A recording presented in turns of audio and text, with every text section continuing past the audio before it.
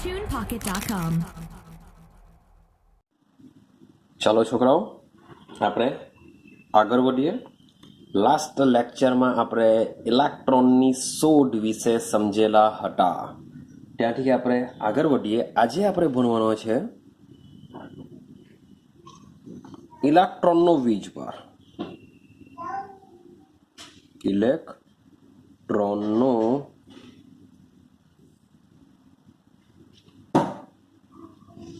વીજભાર અને દળનો ગુણોત્તર.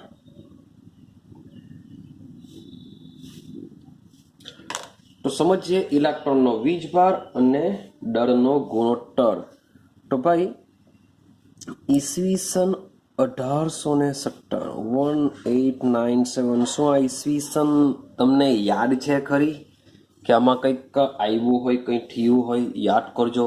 ચેપ્ટર નંબર 1માં કે જે તત્વોની શોધ થઈ હતી, એ તત્વોની શોધ એન્ટોની લેવોઇઝરે પણ આ જ યરમાં કરી હતી. ક્લિયર છે? ચાલો, તો ઈસવીસન 1867માં જે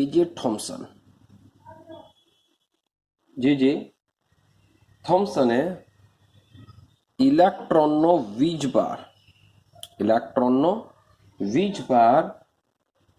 અને ઇલેક્ટ્રોનના દળ, જેને આપણે એમી વડે દર્શાવીશું. ઇલેક્ટ્રોનનું દળ મીન્સ કે એમ, ઇલેક્ટ્રોનનું છે માટે એમી. તો ઇલેક્ટ્રોનનો વીજભાર અને ઇલેક્ટ્રોનના દળના ગુણોત્તરનું માપન કર્યું. કે ઇલેક્ટ્રોનનો વીજભાર ના છેદમાં ઇલેક્ટ્રોનનું દળનું માપન કર્યું. હવે કેવી રીતના કર્યું છે, શું છે, એને આપણે સમજવાનો પ્રયત્ન કરીએ. ચાલો, આ માપન માટે કેથોડ કિરણ નળીનો ઉપયોગ કરવામાં આવ્યો હતો. બીજો પોઈન્ટ શું છે કે મીન્સ કે વીજભાર અને દળનો ગુણોત્તર જે થોમ્સને નક્કી કર્યો હતો, ને આ ગુણોત્તર નક્કી કરવા માટે કેથોડ કિરણ નળીનો ઉપયોગ કર્યો હતો. ક્લિયર? ચલો, હવે આ નળી મીન્સ કે તમને ઓબ્ઝર્વેશન આપણે કરીએ કે કેવી રીતના શું આવેલું છે. તો કેથોડ કિરણ નળીની વાત કરીએ, જેમાં સુધારો કરેલો છે. સમજો તો સમજો આ કેથોડ કિરણ નળી છે. કેથોડ કિરણ નળીની અંદર યાદ કરો, અહીંયા શું મૂકીએ છીએ આપણે? કેથોડ મૂકીએ છીએ.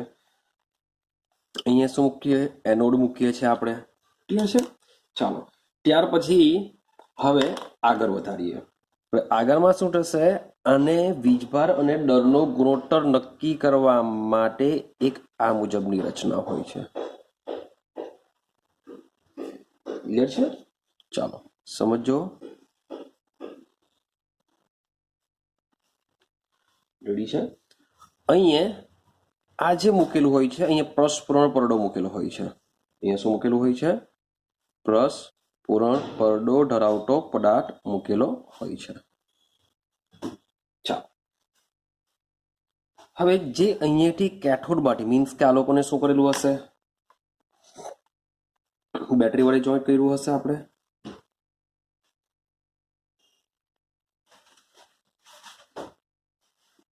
અને આપણે જોઈન્ટ કર્યું હશે બેટરી સાથે. ચલો, બેટરી વડે જ્યારે ઊંચો વોલ્ટેજ પસાર કરીશું ત્યારે આમાંથી શું પસાર થશે? કેથોડ કિરણો નીકળવાના, હા કે ના? અહીંયા સુધી આ એનો માર્ગ છે. હવે આ માર્ગની વચ્ચે હવે શું કરીશું? આપણે બે વસ્તુ અપ્લાય કરીશું. એક અપ્લાય કરીશું વિદ્યુત ક્ષેત્ર. એક અપ્લાય કરીશું સાથે સાથે બીજું અપ્લાય કરીશું. શું અપ્લાય કરીશું? ચુંબકીય ક્ષેત્ર. શું અપ્લાય કરીશું? ચુંબકીય ક્ષેત્ર અપ્લાય કરીશું. જો આકૃતિ જરાક બુકમાં સમજવાનો પ્રયત્ન કરજો. હું એટલી બધી પરફેક્ટ નથી દોરી રહ્યો. ચાલો, તો સમજો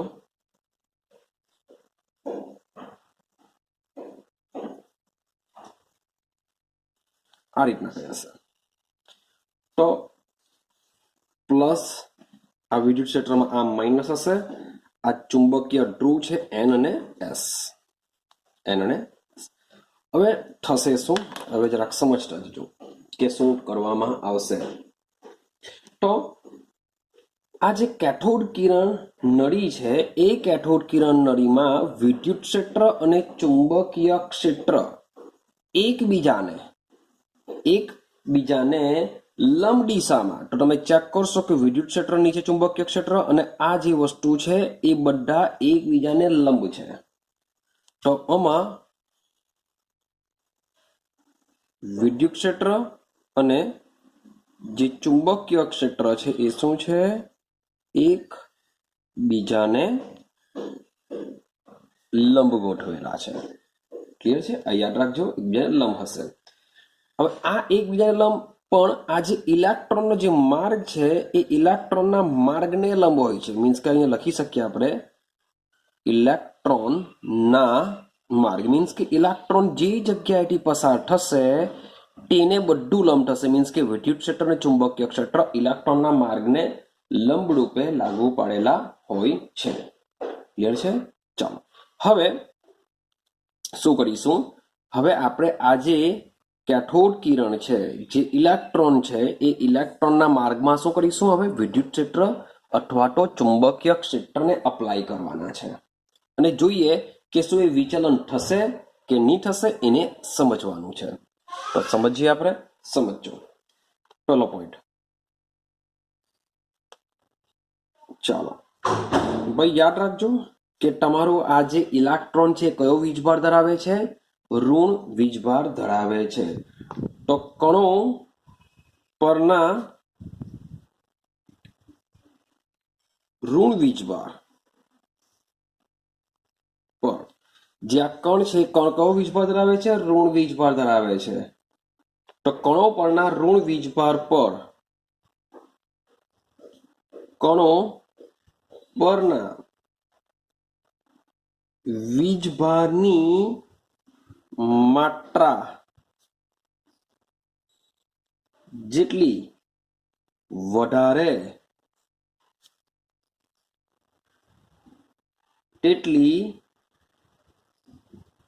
વધારે વિદ્યુતીય અથવા ચુંબકીય ક્ષેત્રની પારસ્પરિક ક્રિયા અને તેથી વધુ વિચલન. શું કહેવા માંગે છે આ સમજો. કણો પરના ઋણ ભાર પર કણો પરના વીજભારની માત્રા જેટલી વધારે, માની લો કે મારી પાસે આ કોઈ કણ છે, એના પર ઋણ વીજભાર આટલો છે. માની લો કે મારી પાસે કોઈ કણ છે, એના પર ઋણ વીજભાર આટલો છે. તો સમજો કે આના કરતા આના પર વીજભાર કેવો છે, વધારે છે, વીજભારની માત્રા વધારે છે. તેથી જ્યારે એને વિદ્યુતીય અથવા ચુંબકીય ક્ષેત્રમાંથી પસાર કરશું ત્યારે તેમની વચ્ચેની પારસ્પરિક ક્રિયા, મીન્સ કે પ્લસ માઇનસ એન એસ ધ્રુવ, તો મીન્સ કે આ જે વિદ્યુત ક્ષેત્રમાં જે પ્લસનો છેડો છે આ માઇનસ સાથે શું કરશે, વધારે એટ્રેક્શન પામશે. તેથી એનું વિચલન કેવું થશે, વધુ થશે. તો ઋણ વીજભારની માત્રા જેટલી વધારે હશે તેટલી જ વિદ્યુતીય અથવા ચુંબકીય ક્ષેત્રની પારસ્પરિક ક્રિયા પણ કેવી હશે, વધારે હશે અને તેથી વિચલન વધુ થશે. ક્લિયર છે? ચાલો બીજો પોઈન્ટ શું કહેવા માંગે છે સમજો. કણોનું દર, કણોનું દર વિશેનો પોઈન્ટ છે કે કણો જેટલા હલકા, કણો જેટલા હલકા તેટલું વધુ વિચલન.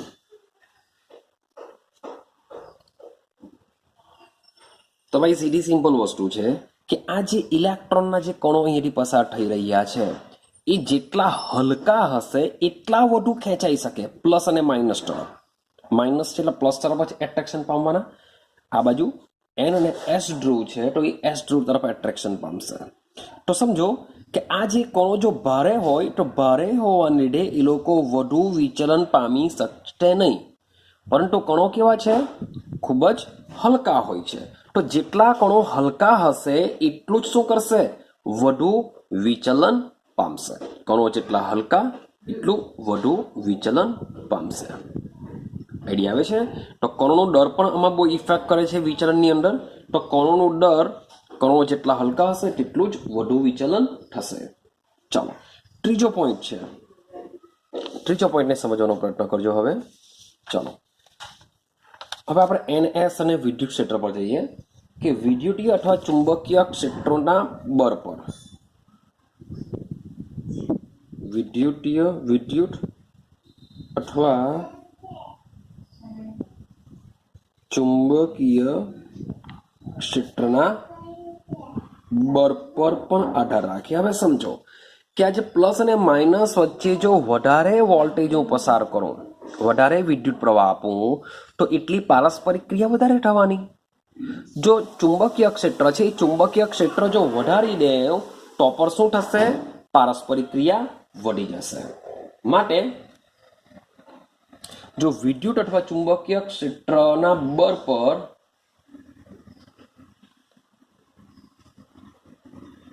વિદ્યુત ક્ષેત્રનું વોલ્ટેજ ના વધારા સાથે, આપણે જો વિદ્યુત ક્ષેત્રનું વોલ્ટેજ જો વધારી દઈએ તો વોલ્ટેજના વધારા સાથે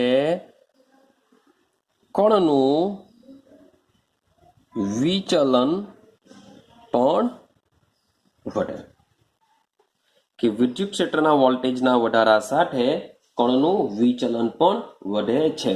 અને સાથે સાથે માની લો કે ચુંબકીય ક્ષેત્રની વાત કરીએ તો ચુંબકીય ક્ષેત્રની પ્રબળતા, જ્યાં લોચુંબક છે, જે મેગ્નેટ છે, આ મેગ્નેટની પ્રબળતા જો વધારીએ તો પણ આ જે કણો છે એ વિચલન અનુભવશે, વધુ વિચલન અનુભવશે. જો ઓછો પાવરફુલ ઓછો મેગ્નેટ હોય તો ઓછું વિચલન કરશે, જો વધુ હોય તો એ વધારે વિચલન પામશે. ઓછો વોલ્ટેજ પસાર કરીએ તો ઓછું વિચલન થાય, વધુ વોલ્ટેજ જો આપીએ તો વધારે પસાર થાય. કેમ? કારણ કે આ જે ઇલેક્ટ્રોન છે એ નેગેટિવ છે, ઋણ વીજભાર ધરાવે, તો એ પોઝિટિવ તરફ શું કરશે? એટ્રેક્શન પામશે. તો જેટલો વધારે વિદ્યુત પ્રવાહ પસાર કરીએ એટલું ઇલેક્ટ્રોનનું આ પ્લસ તરફ એટ્રેક્શન વધારે થાય, એટલે કે એનું વિચલન થવાનું. જેટલું મેગ્નેટની પ્રબળતા વધારીએ એટલું મેગ્નેટ એસ ધ્રુવ તરફ આ ઇલેક્ટ્રોનને શું કરશે? એટ્રેક્શન કરશે, એટલે કે ઇલેક્ટ્રોન શું કરશે? વિચલન અનુભવશે. તો પ્રવાહ વધારે તો વધુ વિચલન થાય, આ બાજુ બી વિદ્યુત ચુંબકીય પ્રબળતા વધારે તો વધુ વિચલન થશે. બીજો પોઈન્ટ છે એનો ભાર. જેટલું વજનવાળું હશે એટલું ઓછું વિચલન કરે, જેટલું હલકું હશે એટલું વધુ વિચલન કરશે, વધુ ખેંચાશે. ભાઈ ભાર વધારે હોય તો એની જગ્યા પરથી હટતા હટતા બહુ વાર લાગે, પણ ભાર ઓછું હોય તો ઇઝીલી ખેંચાઈ જાય. ક્લિયર થાય છે? અને જે આપણે પહેલો પોઈન્ટ જોયો કે એ લોકોના વીજભાર ઉપર, કે ઇલેક્ટ્રોન છે, ઇલેક્ટ્રોન ઉપર કેટલો વીજભાર છે, જેટલો વીજભાર વધારે હશે એટલું એટ્રેક્શન વધારે થાય, એટલું વિચલન વધારે થાય. જેટલો વીજભાર ઓછો હશે આ કણ પર એટલું જ એટ્રેક્શન ઓછું થાય અને એટલું જ વિચલન ઓછું થશે. તો પહેલા 3 બાબત યાદ રાખવાની છે. પહેલી બાબત કે જે આ કણ છે, કણ પર રહેલો વીજભાર જેટલો વધારે એટલું વધુ વિચલન, જેટલો ઓછો એટલું ઓછું વિચલન. બીજો પોઈન્ટ છે કણનું દર અથવા ઇલેક્ટ્રોનનું દર. ઇલેક્ટ્રોનનું દર જો વધારે હોય તો વિચલન ઓછું થશે, ઇલેક્ટ્રોનનું દર ઓછું હોય તો વિચલન વધારે થશે. એટલે કે હલકા કણો ઇઝીલી વિચલન પામી શકે છે. ત્રીજો પોઈન્ટ છે કે વિદ્યુત ક્ષેત્ર અને ચુંબકીય ક્ષેત્રની જો પ્રબળતા વધારીએ તો પણ ઇલેક્ટ્રોનનું વિચલન કેવું થશે? વધારે થશે. રેડી? ચાલો, હવે 2 વસ્તુ છે, વિદ્યુત ક્ષેત્ર અને ચુંબકીય ક્ષેત્ર. હવે સમજવાનો પ્રયત્ન કરીએ. સમજો તો સમજો, માની લેવું કે હું સૌથી પહેલા માત્ર ને માત્ર વિદ્યુત ક્ષેત્ર જ લાગુ પાડું છું, મીન્સ કે પ્લસ અને માઇનસ વાળું લાગુ પાડો તો શું થાય? તો સૌથી પહેલા જ્યારે માત્ર ને માત્ર વિદ્યુત ક્ષેત્ર આપાત કરવામાં આવે ત્યારે આ પ્લસ અને માઇનસ એક્ટિવ થવાના. તો થવાનું શું? આ તો માઇનસ છે, આ બી માઇનસ છે, તો માઇનસ માઇનસ વચ્ચે શું થાય? અપાકર્ષણ થાય. તો પ્લસ અને માઇનસ વચ્ચે શું થવાનું? એટ્રેક્શન થશે. તો થશે શું કે આ પ્લસ અને માઇનસ વચ્ચે એટ્રેક્શન થવાને લીધે આ જે ઇલેક્ટ્રોન છે પોતાનો મૂળ પદ બદલી નાખશે અને માની લેવું કે અહીંયા ગઈને અથડાશે. આ બિંદુને નામ આપી દેવામાં આવશે એ. ક્લિયર થયું આટલું?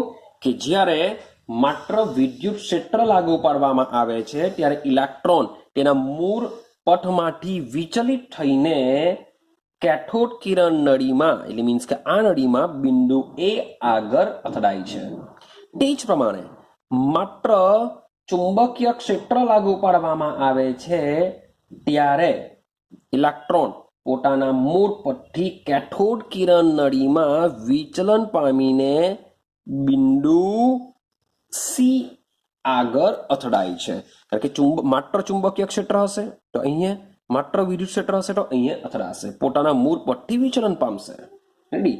પરંતુ વિદ્યુત અને ચુંબકીય ક્ષેત્રોની પ્રબળતાને, બંનેની પ્રબળતાને કાળજીપૂર્વક એવી રીતના સેટ કરવામાં આવે કે બંનેનું ક્ષમતા એક સરખી હોય, બંને એકબીજાને સમતુલિત હોય.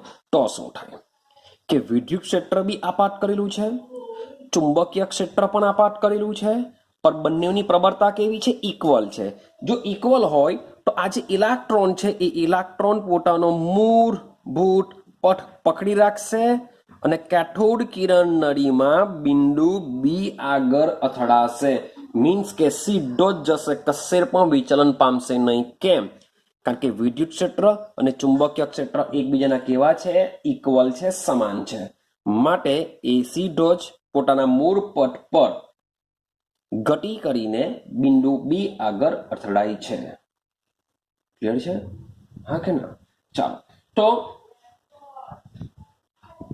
વિદ્યુતીય ક્ષેત્ર અથવા ચુંબકીય ક્ષેત્રની પ્રબળતા પૈકી કોઈ પણ એકની હાજરી જ આપણે વિચારીએ. કારણ કે સીધી સિમ્પલ વસ્તુ છે કે આ બંનેની પ્રબળતા જો આપણે ઇક્વલ રાખીએ તો ભાઈ સેમ સિમ્પલ જ થવાનું, જે આપણે અગાડી જોઈને આવ્યા હતા એવું જ થવાનું.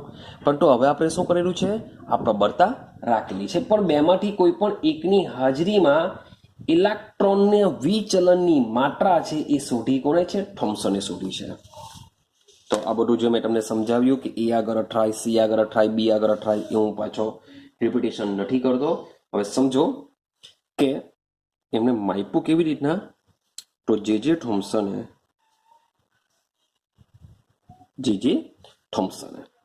કોઈ પણ એક ક્ષેત્રની હાજરીમાં, કોઈ પણ એક ક્ષેત્રની હાજરીમાંનો મતલબ એવો થશે, કોઈ પણ એક ક્ષેત્રની હાજરીનો મતલબ એવો થશે કે ક્યાં તો વિદ્યુત ક્ષેત્ર હશે, ક્યાં તો ચુંબકીય ક્ષેત્ર હશે. તો કોઈ પણ એક ક્ષેત્રની હાજરીમાં ઇલેક્ટ્રોનનું વિચલનની માત્રાનું ચોક્કસ માપન કર્યું. કે કોઈ પણ એક ક્ષેત્ર આપાત કરવામાં આવે છે ત્યારે ઇલેક્ટ્રોન કેટલું વિચલન પામે છે એ વિચલનનો અભ્યાસ કર્યો.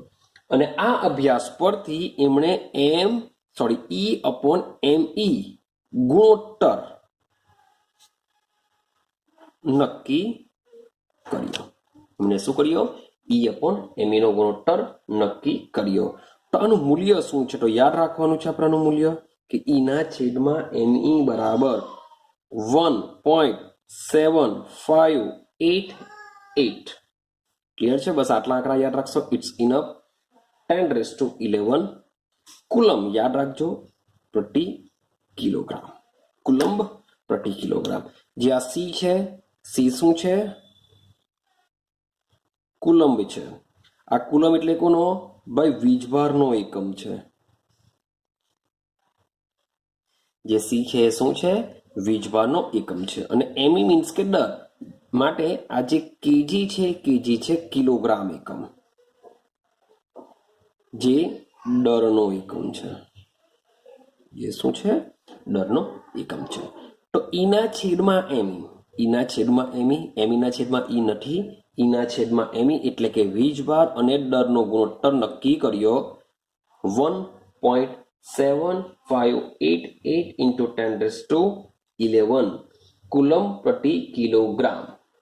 ક્લિયર છે? આ આંકડો તમારે શું કરવાનો છે? યાદ રાખવાનો છે. રેડી? અને ઇલેક્ટ્રોનની વાત કરીએ. ઇલેક્ટ્રોનનો વીજભાર કેવો હોય છે? નેગેટિવ હોય છે અથવા તો ઋણ વીજભાર હોય છે. એ બી સાબિત થઈ ગયું. કેમ? કારણ કે જ્યારે વિદ્યુત ક્ષેત્ર આપાત કરીએ છીએ ત્યારે આ પ્લસ તરફ ખેંચાઈ જાય છે કણ. એનો મતલબ એમ થાય કે એના પર કયો વીજભાર હોવો જોઈએ? નેગેટિવ હોવો જોઈએ, તો જ આ બાજુ ખેંચાશે. સેમ ચુંબકીય ક્ષેત્ર આપાત કરીએ છીએ છે નેગેટિવ, માટે જ એ શું કરશે? તેના એસ પોલ સાઇડ એ એટ્રેક્શન પામીને સી બિંદુ પર જશે. રેડી થાય છે? તો આવી એક નાની અમથી થિયરી છે ઇલેક્ટ્રોનનો વીજભાર અને દળનો ગુણોત્તર, જે થોમ્સને E/me નો ગુણોત્તર નક્કી કર્યો હતો. ક્લિયર થાય છે? ચાલો તો બીજો એક પોઈન્ટ સમજજો. હવે થોમ્સને શું શોધ્યું? થોમ્સનની વાત કરીએ તો થોમ્સને શું શોધેલું છે? E/me નો ગુણોત્તર શોધ્યો છે. શાનો ગુણોત્તર શોધ્યો? E/me નો. ત્યાર પછી શું થઈ? ઇલેક્ટ્રોન પરના વીજભારની. હવે તમે કહો સર એ તો ખબર જ છે કે ઇલેક્ટ્રોન પર વીજભાર કેવો હોય છે? નેગેટિવ હોય છે. પણ નેગેટિવ તો હોય છે, પણ એનું મૂલ્ય કેટલું એ ખબર છે? તો એ આના પરથી ખબર પડશે, ઇલેક્ટ્રોન પરનો વીજભાર. અને સાથે સાથે ઇલેક્ટ્રોનનું દર કેટલું છે, ખાલી ઇલેક્ટ્રોનનો દર, એ પણ આઈડિયા આવશે. ચાલો તો આની જે શોધ છે ઇલેક્ટ્રોન પરનો વીજભાર અને ઇલેક્ટ્રોનના દરની જે શોધ છે એ વૈજ્ઞાનિક છે R.A. મિલિકન.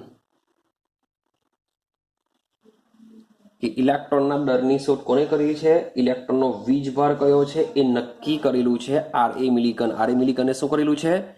ઇલેક્ટ્રોન પરનો વીજભાર નક્કી કર્યો છે.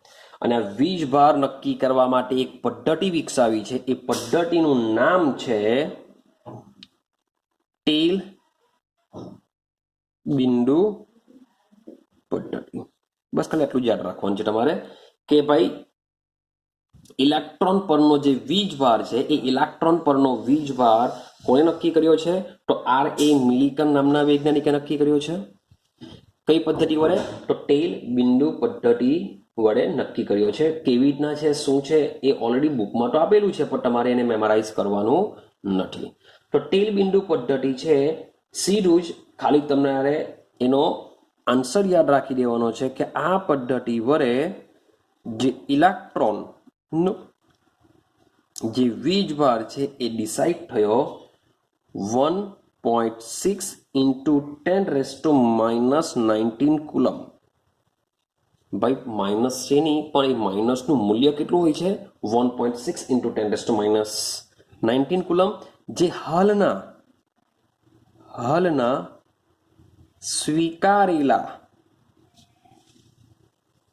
મૂલ્ય 1.6022 into 10⁻⁹ કુલમની નજીક છે.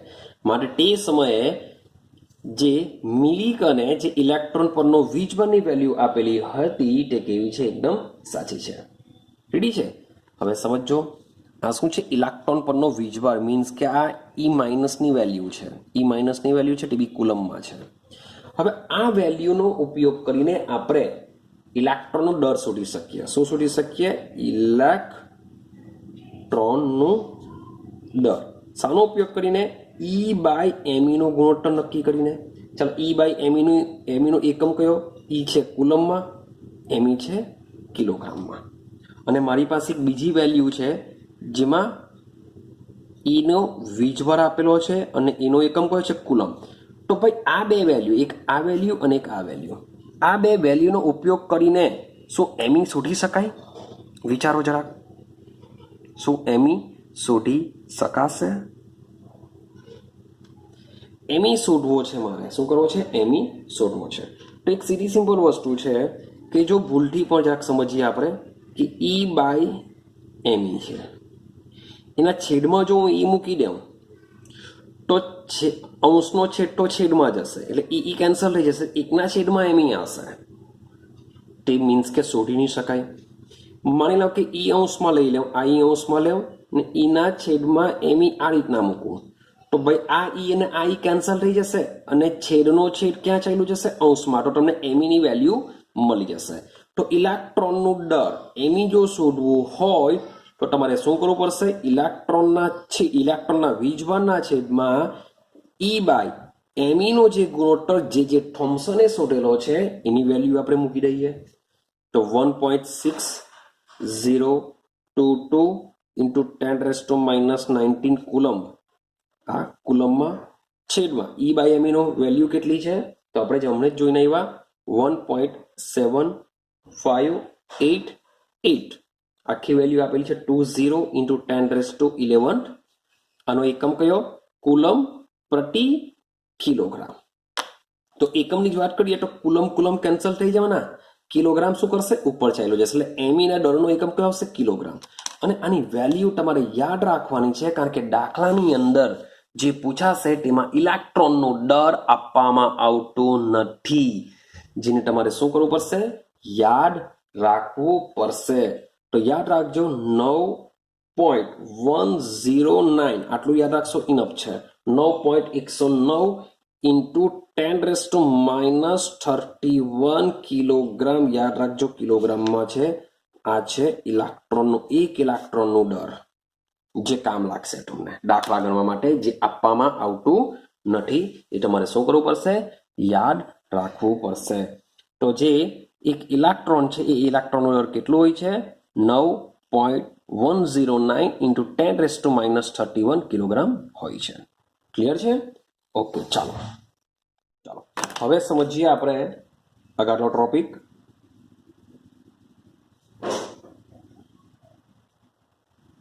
પ્રોટોન અને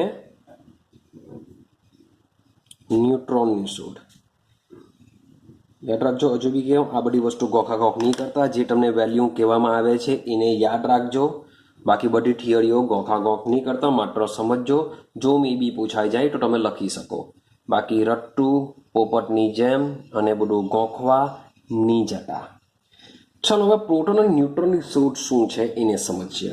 તો આપણે ફરીથી આપણે શું કરીશું? કેથોડ કિરણ નળીનો ઉપયોગ કરીશું.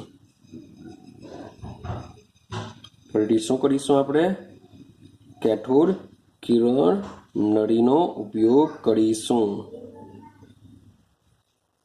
ચાલો, આ પ્રકારની આપણી કેથોડ કિરણ નળી હતી, કાચની બનેલી હતી. રેડી છે? હવે એમાં શું ચેન્જીસ કરીશું એને જરાક સમજવાનો પ્રયત્ન કરજો. શું કરીશું આની અંદર? ચાલો સેમ. આ શું છે?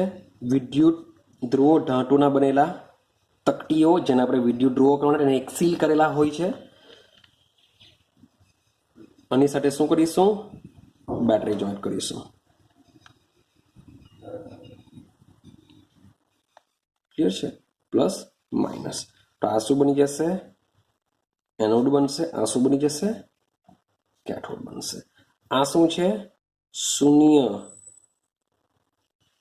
અવકાશ પંપ છે. હવે થવાનું શું? આ જે પ્રકારની જે રચના છે એ ગોલ્ડસ્ટાઇન નામના વૈજ્ઞાનિકે આપી હતી. શું ડિફરન્સિએશન છે? હમણાં સુધી મને કઈ ડિફરન્સિએશન લાગતું નથી. સર, શૂન્ય અવકાશ પંપ પેલામાં ઉપર ઓટોમાં નીચે છે. ખાલી આટલું જ મને તો ડિફરન્સિએશન લાગે છે, બીજું કંઈ ડિફરન્સિએશન લાગતું નથી. પરંતુ હવે સમજો કે હવે હું જે પ્રસ્ફુરણ પડદો લગાડું છું ને તે લગાડું છું કેથોડ તરફ. મીન્સ કે સમજો અહીં એક કાણું પાડા ને કાણું પાડીને આની પાછળ હું શું કરું છું? હવે પ્રસ્ફુરણ પડદો લગાડું છું. મીન્સ કે એનો મતલબ શું થશે? કે સમજો ફેરફાર કરેલી કેથોડ કિરણ નળી, આ ફેરફાર કરેલી છે. મીન્સ કે એનોડની અગાડી જ્યારે ઇલેક્ટ્રોનની શોધ કરી હતી જે થોમ્સને, ત્યારે એનોડ પાસે શું હતું? પ્રસ્ફુરણ પડદો લગાડેલો હતો. જ્યારે અહીંયા શું કરેલું છે? આપણે કેથોડની પાછળ પ્રસ્ફુરણ પડદો લગાડેલો છે. એનો મતલબ એમ થશે કે ભાઈ આમાંથી કંઈ ને કંઈ નીકળશે. ભાઈ આ કયો છેડો છે? પ્લસ છેડો છે. તો આમાંથી કયું નીકળશે? ભાઈ પ્લસ વાળું કંઈ ને કંઈ નીકળવું જોઈએ. વાયુ તો હશે જ અંદર કોઈ. તો અમારી પ્લસ વાળું નીકળવું જોઈએ ને એ પ્લસ વાળું ટ્રાવેલિંગ કરતું ક્યાં જશે? કેથોડ તરફ જશે, ત્યાં છિદ્ર પડેલું હશે અને પછાડી પ્રસ્ફુરણ પડદા પર અથડાશે. માટે લખવામાં આવે છે ફેરફાર વાળી. શું લખવામાં આવે છે? ફેરફાર વાળી કેથોડ કિરણ નળી. ચાલો, આ નળી છે, એમાંથી 100% બેટરી વડે શું પસાર કરીશું? ઊંચો વોલ્ટેજ તો પસાર કરવામાં જ આવે. તો કેથોડ નળીમાં ઊંચો વિદ્યુત ભાર પસાર કરતા, ચલો બેટરી વડે વોલ્ટેજ પસાર કર્યો, શું થશે? તો બેટરી વડે જ્યારે વિદ્યુત ભાર પસાર કરવામાં આવે છે ત્યારે ધન ભાર વાળા કણોની શોધ થઈ. શું થયું? ધન ભાર વાળા પોઝિટિવ કણોની શોધ થઈ. ધન ભાર વાળા કણોની શોધ થઈ. ના જે ધન ભાર વાળા જે કણો છે એ ધન ભાર વાળા કણોને નામ આપવામાં આવ્યું કેનાલ કિરણો. એનું નામ શું આપવામાં આવ્યું? કેનાલ કિરણો. જેમ પેલામાં કેથોડ કિરણો નામ આપવામાં આવ્યું હતું તેમ આમાં નામ આપવામાં આવ્યું કેનાલ કિરણો. એનોડ કિરણો નામ આપવામાં નથી આવ્યું પણ નામ આપવામાં આવ્યું કેનાલ કિરણો તરીકે ઓળખાય છે. આટલું જ ક્લિયર છે? હવે આ જે કેનાલ કિરણો છે એની લાક્ષણિકતા શું છે યાદ રાખજો, પેલા કરતા ડિફરન્ટ છે. પેલામાં આપણે એવું લખેલું કે જે કેથોડ કિરણો છે એ ઋણ વીજભાર ધરાવે, ટર્મ આવશે. ત્યાં કેનાલ કિરણો છે ધન વીજભાર ધરાવે. જે પેલા કિરણો છે એ ધાતુ પદાર્થો એટલે કે ધાતુ ઉપર એના સ્વભાવ ઉપર આધાર રાખતું નથી, સાથે સાથે વાયુના સ્વભાવ ઉપર પણ આધાર રાખતું નથી. એટલા પરથી આપણે એવું લખેલું કે કોઈ પણ પદાર્થ હોય, કોઈ પણ દ્રવ્ય હોય એમાં ઇલેક્ટ્રોન પાયાનો ઘટક છે. આ બધી એની લાક્ષણિકતા હતી. તો સેમ એ જ પ્રમાણે આ જે કેનાલ કિરણો છે એની શું લાક્ષણિકતા હશે એને સમજીએ. સમજો. સૌથી પહેલા જે કેથોડ કિરણો છે, કેથોડ કિરણોથી વિપરીત એટલે કે એના કરતા ઉલટું, જો કેથોડ કિરણ નેગેટિવ હતા. કેમ નેગેટિવ હતા? કારણ કે કેથોડમાંથી નીકળતા હતા. આ નીકળે છે એનોડમાંથી. એનોડ હોય છે પોઝિટિવ. તો કેથોડ કિરણોથી વિપરીત ધન વીજભાર વાળા કણો છે. ધન વીજવાળા કેથોડ કણો છે.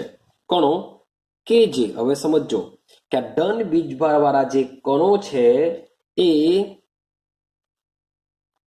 કેથોડ નળીમાં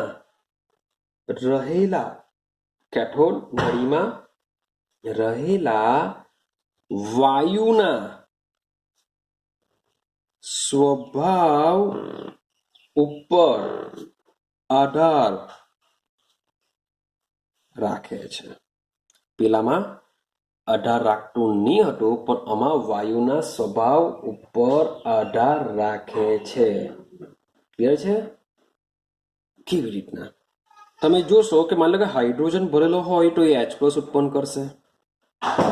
ભાઈ માની લો કે તમે કોપર ભરેલો હોય, કોપરનું મીન્સ કે કોપરનું કોઈ સંયોજનનું ગેસ અવસ્થામાં ભરેલો હોય તો એ Cu+2 ઉત્પન્ન કરશે. માની લો કે એલ્યુમિનિયમ ભરેલો હોય તો એ Al+3 ઉત્પન્ન કરશે.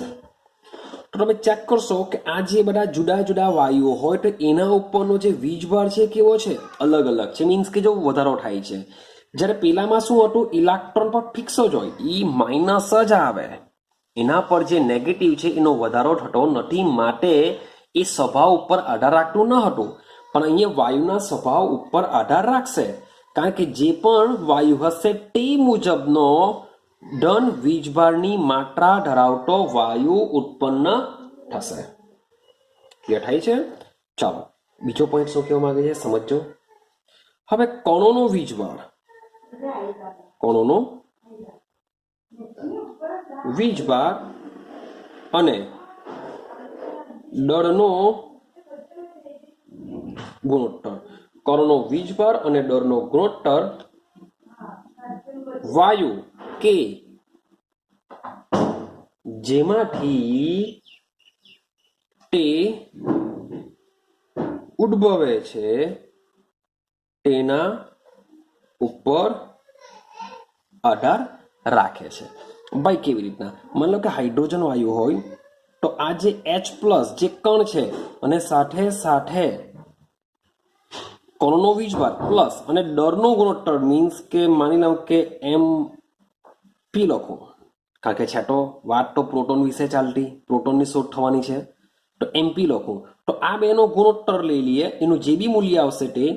હવે વિચાર કરો Cu+2 અને MP લઈ લઈએ તો ભાઈ આનો વીજભાર અને આનો વીજભાર તો અલગ અલગ હોવાનો, મે બી એલ્યુમિનિયમ બી લેવા તેનો વીજભાર બી અલગ અલગ હોવાનો, તો આ જે ગુણોત્તર છે એ કેવો આવશે? અલગ અલગ આવશે. માટે લખેલું છે કે વાયુ કે જેમાંથી તે ઉદ્ભવે છે તેના ઉપર આધાર રાખે છે. ઉતરે છે દિમાગમાં?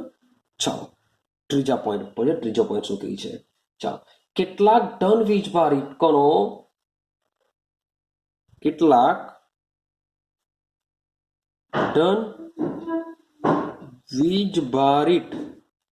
કણો કે મીન્સ કે જેના ઉપર પોઝિટિવ ચાર્જ હોય છે આવા કણો વિદ્યુત વિભારના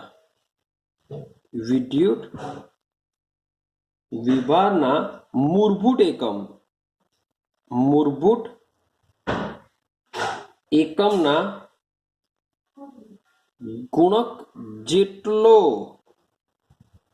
વીજભાર ધરાવે છે. આ શું કહેવા માંગે સમજો. કેટલાક ધન વીજભારિત કરો, કેટલાકમાં હું લઈ લઉં છું, સેમ એક્ઝામ્પલ H પ્લસ લઈ લઉં છું, Cu+2 લઈ લઉં છું, Al+2 લઈ લઉં છું. આ બધા ધન વીજભારિત કણો છે. વિદ્યુત વિભારના મૂળભૂત એકમ, માન લો કે મૂળભૂત એકમ તો ખાલી આપણો પ્લસ જ છે. ઇલેક્ટ્રોનમાં જે -1.6 × 10⁻19 કુલમ, તેમાં પ્લસનું બી મૂલ્ય હોય છે, હું તમને પછી કહું. તો પ્લસ છે. હવે H પ્લસમાં એક જ પ્લસ છે એટલે આપણે ગુણ્યા 1 કરીશું. Cu+2 માં ભાઈ +2 છે એટલે +1 સાથે આપણે 2 ગુણ્યા કરવા પડે. Al+3 માં 3 છે માટે +1 સાથે ગુણ્યા 3 કરવા પડશે. તો મૂળભૂત એકમના ગુણક જેટલો વીજભાર ધરાવે છે. કે ભાઈ પ્લસ તો ખરો જ, બધામાં પ્લસ તો છે જ, પણ કેટલા છે? તો અહીંયા એક જ છે એટલે ગુણ્યા 1, 2 છે એટલે 2, Alમાં 3 છે એટલે આપણે 3 ગુણ્યા કરીશું. એ મુજબનો વીજભાર મળતો હોય છે. ક્લિયર છે? અને લાસ્ટ પોઈન્ટ સમજો કે ભાઈ આ જે પ્રોટોન છે એ કયો વીજભાર ધરાવે છે? પ્લસ વીજભાર ધરાવે છે.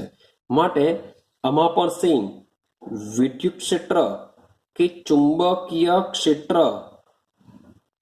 આપાત કરીએ, વિદ્યુત ક્ષેત્ર કે ચુંબકીય ક્ષેત્ર જો આપાત કરીએ તો કેથોડ કિરણથી તદ્દન કેવા હોય છે? જુદા હોય છે, અથવા તો વિપરીત હોય છે, જુદા હોય છે. આપણે એવું લખીએ, જુદા હોય છે.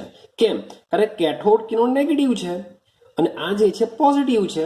માટે કેથોડ કિરણ નળીમાં જે ABC 3 બિંદુ દોરેલા હતા તેમાં વિદ્યુત ક્ષેત્રની હાજરીમાં આ કણો, ધન કણો C પાસે જશે, ચુંબકીય ક્ષેત્રની હાજરીમાં આ કણો A બિંદુ પાસે જશે અને બંનેની અસર એક સરખી હશે તો એ શું કરશે? બિંદુ B આગળ અથડાશે.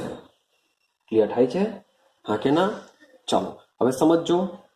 સૌથી નાનામાં નાનો જો ધન વીજભારિત કણ હોય તો એ H પ્લસ છે, કારણ કે સૌથી પહેલું તત્વ છે અને કેવો છે? ખૂબ જ હલકો છે, કે જે હાઇડ્રોજનમાંથી મળે છે. H પ્લસ ખૂબ જ હલકો છે, હાઇડ્રોજનમાંથી મેળવાયો હતો ને આ H પ્લસને નામ આપવામાં આવ્યું હતું પ્રોટોન. ને આ પ્રોટોનની શોધ માટે કોણે કરી હતી? ગોલ્ડસ્ટાઇન નામના વૈજ્ઞાનિકે કરી હતી. આ જે પ્રયોગ છે એ પ્રયોગ કોણે આપ્યો હતો? ગોલ્ડસ્ટાઇન. માટે પ્રોટોનની શોધ કોણે કરી હતી? ગોલ્ડસ્ટાઇન નામના વૈજ્ઞાનિકે કરી હતી. ક્લિયર? માટે ઈસવીસન 1919 ની વાત છે. ઈસવીસન 1919 તો ઈસવીસન 1919માં આ જે પ્રોટોન છે એને ધન વીજભાર તરીકે લાક્ષણિકતા સૌપ્રથમ મેળવી હતી. ક્લિયર છે?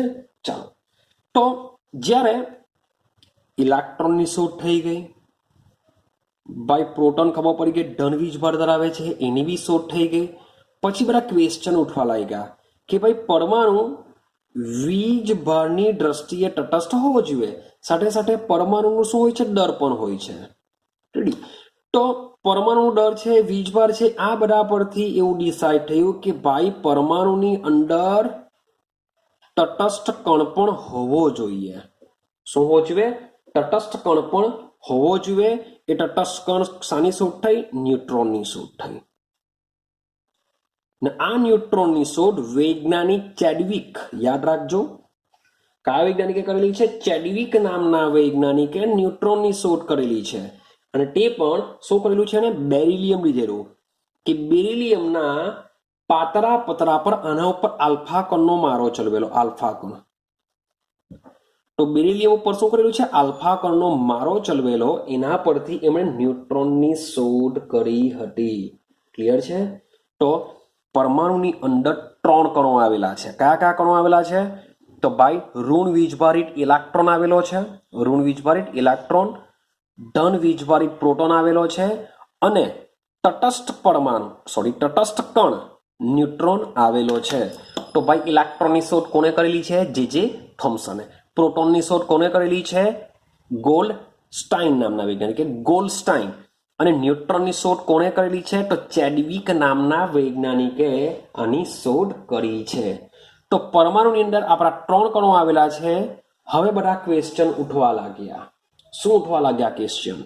કે ભાઈ ચાલો એટલું ખબર પડી ગઈ કે પરમાણુ વિભાજ્ય છે, એટલું બી ખબર પડી ગઈ કે પરમાણુની અંદર અપરમાણવીય ઘણા બધા કણો આવેલા છે, પણ એમાંના મૂળભૂત 3 કણો છે: પ્રોટોન, ન્યુટ્રોન અને ઇલેક્ટ્રોન. તો પ્રોટોન, ન્યુટ્રોન અને ઇલેક્ટ્રોન ભાઈ પરમાણુમાં ક્યાં આવેલા છે, કેવી રીતના ગોઠવાયેલા છે કે જેથી પરમાણુ સ્થાયી બની શકે? તો એના માટે જુદા જુદા વૈજ્ઞાનિકો દ્વારા ઘણા બધા પરમાણુના નમૂનાઓ આપવામાં આવ્યા, કે એમાં દર્શાવવામાં આવ્યું કે ભાઈ ઇલેક્ટ્રોન ક્યાં હશે, પછી પ્રોટોન ક્યાં રહેલો હોય છે, ન્યુટ્રોન ક્યાં રહેલો હોય છે. તો આ બધા નમૂનાઓ જુદા જુદા વૈજ્ઞાનિકો દ્વારા દર્શાવવામાં આવ્યા, એટલે કે એક મોડેલ બનાવવામાં આવ્યું કે ભાઈ પરમાણુ આવું હોઈ શકે.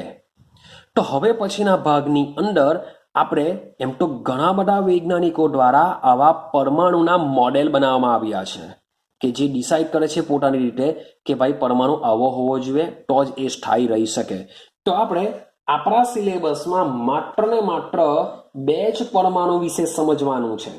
2 જ પરમાણુ, એક છે જે થોમ્સનનો નમૂનો અને બીજો છે અર્નસ્ટ રુથરફોર્ડનો નમૂનો. તો આપણે નેક્સ્ટ લેક્ચરની અંદર આ 2 નમૂના વિશે ઇન્ફોર્મેશન મેળવીશું, કે જે થોમ્સન શું કહે છે અને સાથે સાથે રુથરફોર્ડ શું કહે છે, કે એ લોકોના મત મુજબ કે જે પરમાણુનો નમૂનો હોવો જોઈએ એ કેવો હોવો જોઈએ કે જેથી ખરેખર પરમાણુ સ્થાયીત્વતા મેળવી શકે. તો આ બધા પોઈન્ટનું ડિસ્કશન આપણે શું કરીશું? આના પછીના વિડીયોમાં કરીશું. હમણાં આપણે માત્ર આટલે સુધી જ રાખીએ.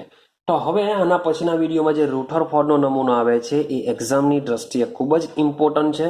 મીન્સ કે ડુ ઓર ડાય, તમારે કોઈ પણ હિસાબે એને ધ્યાન આપવું પડશે. તો જ્યારે ક્વેશ્ચન ચાલુ કરા ત્યારે બી હું તમને કહેવા કે ભાઈ આને કોઈ પણ હિસાબે કરજો. રેડી છે? તો આપણે હમણાં આટલે સુધી રાખીએ.